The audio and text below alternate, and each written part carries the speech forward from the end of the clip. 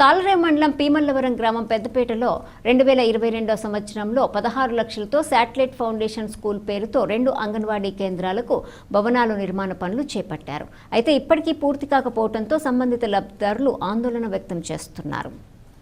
కాకినాడ జిల్లా బొమ్మిడివరం నియోజకవర్గం తాళరేవు మండలం పీమల్లవరం గ్రామం పెద్దపేటలో 2022 సంవత్సరంలో 16 లక్షలతో శాటిలైట్ ఫౌండేషన్ స్కూల్ పేరుతో 2 అంగన్వాడీ కేంద్రాలకు భవనాలు నిర్మాణ పనులు అప్పటి శాసనసభ్యులు ప్రారంభించి పనులు చేపట్టారు. అయితే ఇప్పటికీ పూర్తి కాకపోవడంతో సంబంధిత లబ్ధిదారులు ఆందోళన వ్యక్తం చేస్తున్నారు.